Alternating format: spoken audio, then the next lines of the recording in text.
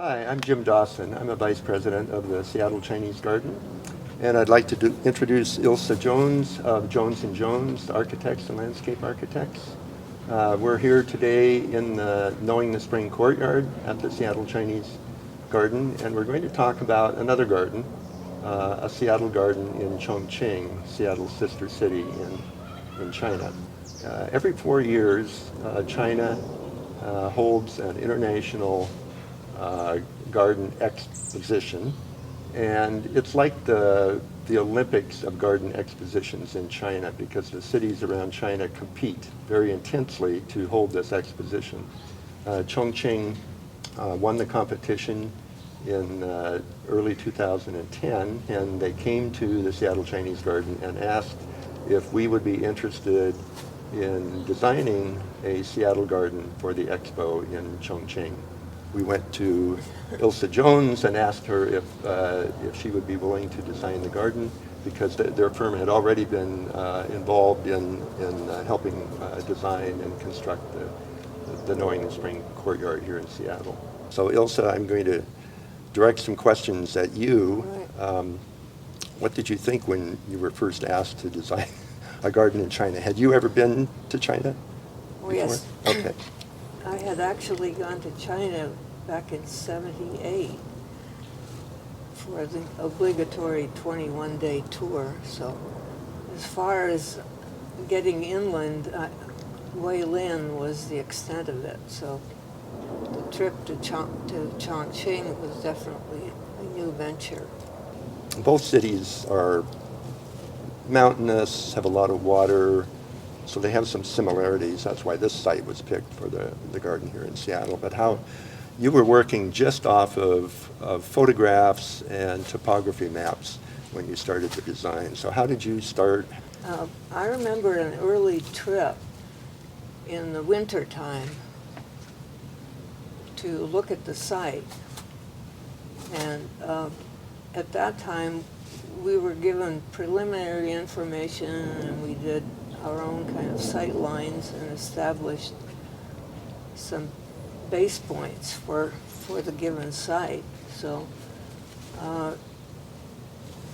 it looked very interesting because it was positioned really at the head of a major valley. It had great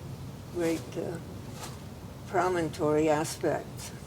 You know, the hilliness and the water are certainly elements that are very prevalent here in the Northwest as well. So we took the cue from that, and we started out looking at the particulars of the site and decided that we had a chance to do a nice evergreen backdrop forest and then develop the foreground for people enjoyment more with a deciduous plant palette. And the water was mysteriously coursing from the evergreen forest and made its way through the plaza and then found its discharge back into a recycling pool at the entrance to the garden. And Phil Wood was very instrumental in helping us with the plants. So that trip was in January of 2011. As I recall, it was trying to snow when you were on the site. It was very misty, yes. It was extremely misty and humid as well. You presented the plan, the basic concept to the Garden Expo officials. What was their reaction to it? Do you remember? They were very agreeable. They really didn't take any issue with things. Chongqing had, they basically had a year to create 125 gardens on this 500-acre site.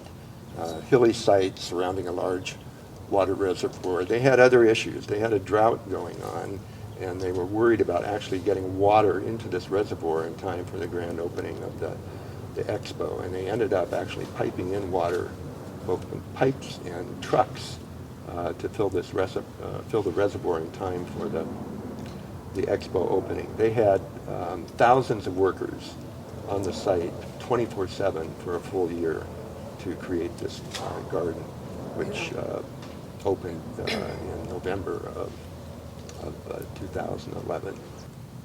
It was astounding. I remember standing up there about 3 months before the grand opening was due, somewhere in there, saying, they can't do it, it'll never happen. Well, obviously they did it. Yeah.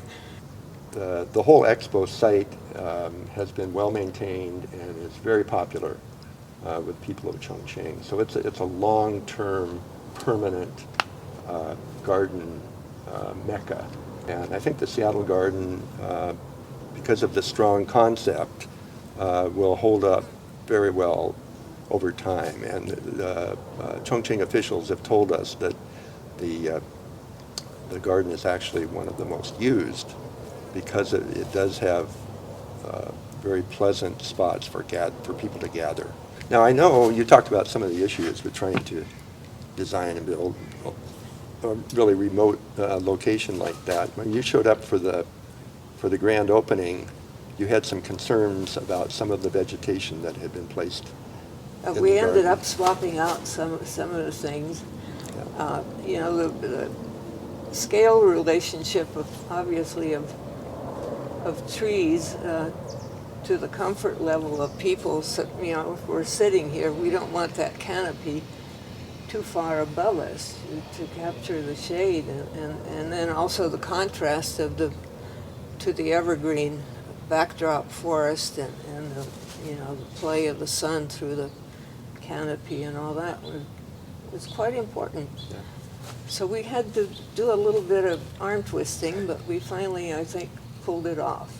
I'd like to get your impression. I think the garden you did in Chongqing is a great educational element for the Chinese to learn about Seattle. And I think because of that concept, that sort of mountains to sea concept that you developed really gives them a good idea of what Seattle's about. What do you think about this garden in terms of its educational value to people here in Seattle? Beautiful aspect here is that it's so incremental. It just sort of keeps happening, you know. Each time you can appreciate the level of concern, and it's beautiful. Yeah, that's how gardens get developed. I know. Usually incrementally. Incrementally and painfully. Including in China. And you can go to gardens in Chongqing and Sichuan. Well, and right, you can in see the right setting. You can That's see the right. sequence That's right. that's been developed. Yeah, Okay, very good. Thank you very much. pleasure. All right.